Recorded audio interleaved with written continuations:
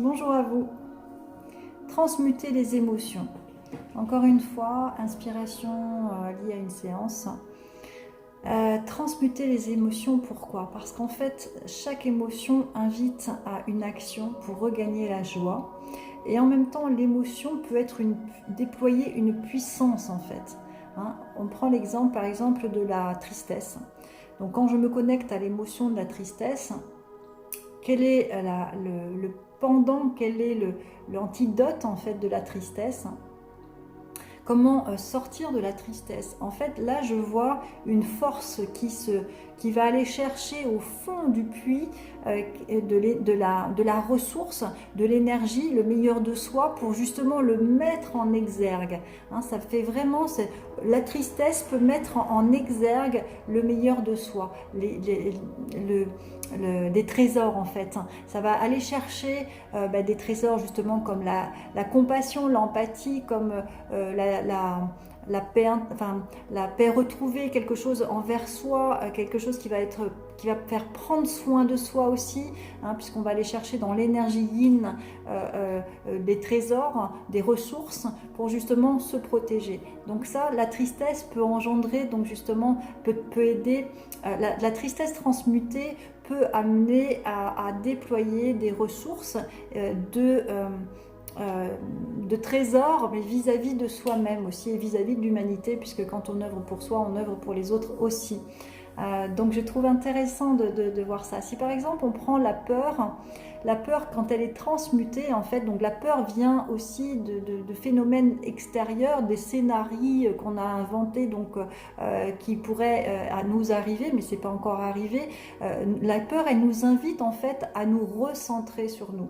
Quand la peur est transmutée, ça va aller chercher un recentrage intérieur pour aller chercher justement la paix intérieure, la sécurité, la sérénité, et quelque chose qui va apaiser en fait. Donc ça, la peur transmutée aide à retrouver l'apaisement intérieur ou la boussole intérieure bien plantée, bien enracinée, qui va nous faire continuer sur notre chemin.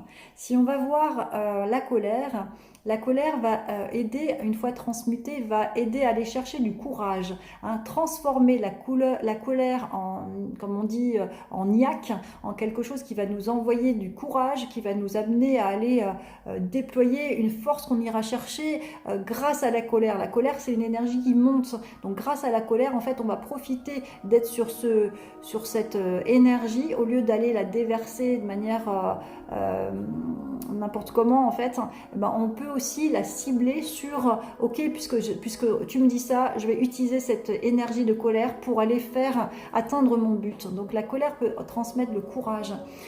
Si on va voir la rumination, par exemple, une autre énergie, une autre émotion, la ruminer, de ruminer, en lien avec la rate, quand on est dans voilà, j'arrive même pas à le dire, quand on rumine, en fait, ça va obliger à aller chercher justement la paix, quoi. Comme si on allait chercher le bouton stop, ça suffit, quoi. Voilà, on arrête tout et on se remet en mode méditation, en mode on coupe le son, quoi, en fait. On coupe le son intérieur, on arrête, on ressasse, c'est terminé. Maintenant, c'est un peu une reprise de pouvoir aussi sur son mental. Donc, c'est quelque chose de toujours positif.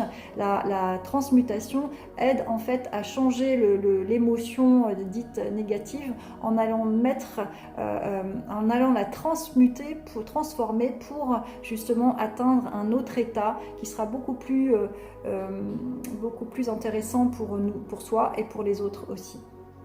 Voilà, je vous invite à aller chercher à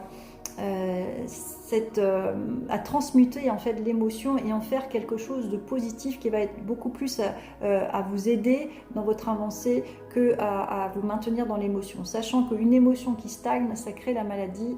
Donc il y a tout intérêt de trouver des solutions pour passer à l'action ou pour transmuter l'émotion avant de passer à l'action pour regagner la joie, notre état naturel. Bien à vous.